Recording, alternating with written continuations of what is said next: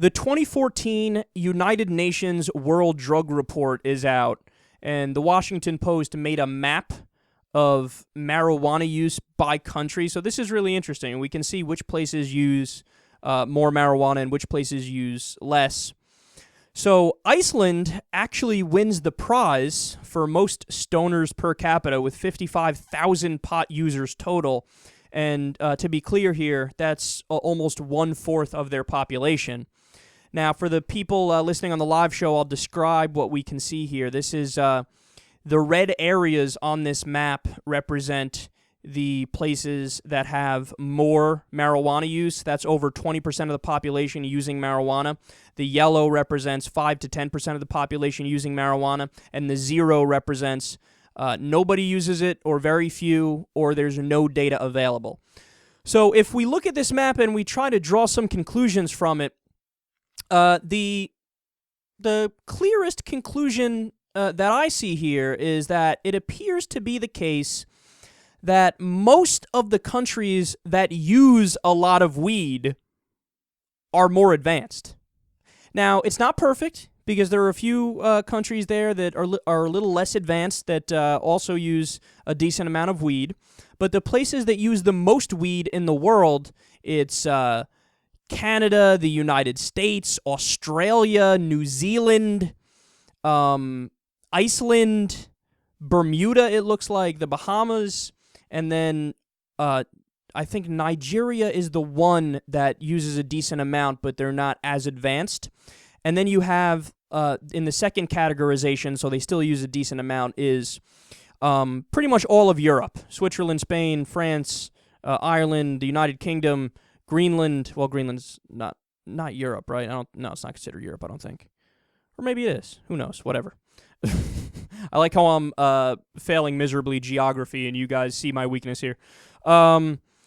Brazil also uses between 5 and 10%. You have Madagascar, the United Arab Emirates. And by the way, here's my conspiracy on that. I think only the ruling class in the United Arab Emirates uses it. I don't think anybody who's one of like the peasant workers, because that's a very feudal-like society with, you know, a regimented classes where you have the ruling class. I think they're massively oil-rich.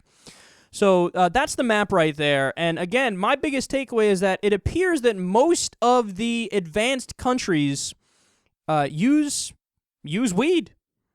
Now, look, it's not, there's a causation-correlation problem going on here, so we can't say for sure, but let's just say it's certainly possible that drugs may be a good thing. That this shows us that people who have advanced to a certain point technologically, medicinally, they have somewhat more efficient and effective governments. They have more comfort. It might be the case that, you know, the drug use may feed into that and may help that. See, there's this mindset that people have where they just think broadly, drugs are bad, drugs are wrong. But what does that even mean? First of all, drugs is a very broad term. All different drugs give you all different feelings. Like cocaine is an upper, so you get like you're really excited and you want to do stuff and you're really productive. And then there's something like Valium or Xanax, you know, these pills that are anti-anxiety pills that are downers. Heroin would be classified as something that calms you down as well. And there's all different. There's a massive spectrum of drugs. Marijuana is a psychoactive drug, so it kind of makes you think in a lot of cases, but it also relaxes you. And look, man, I'm of the belief that if you're already a stable person and you already are comfortable and you already have, you know, established yourself to a certain extent with a job and, you know, there's an environment around you that fosters your success and you're doing well, right? I'm of the belief that a person in that scenario, they should experiment with their consciousness. If you die without ever having tried different substances and changed your frame of reference, I've never done hallucinogens, but supposedly that's the biggest one where people walk away from doing LSD or doing DMT or ayahuasca, and they say, holy shit, this literally changed my life. There are stories, I mean, what is it? Steve Jobs was just one example, but a lot of brilliant people. Freud did a shitload of cocaine. We did a story once before about 10 geniuses and their drugs of choice, and what we saw was that oftentimes really, really smart people are people who use substances. And the idea is it tweaks their consciousness, it makes them feel a certain way, and they're able to flourish more in that with that certain feeling as opposed to just being sober all the time. So look, drugs aren't necessarily good or bad. They just are. And they could be a tool used for good or used for bad. Some people, I would recommend, don't do it because you're just one of those people who's predisposed genetically to not, react appropriately, and these are already people who might be hanging on to sanity by a string, and it'll put them over the top if they do drugs. Some people have addictive personalities where, forget it, it's a wrap. If you start doing drugs, you're going to go down this long, windy, bad path. But then there's other people, and I honestly believe this is the majority of people, who do just fine with drugs. They could use them moderately, and it's a supplement to their lives.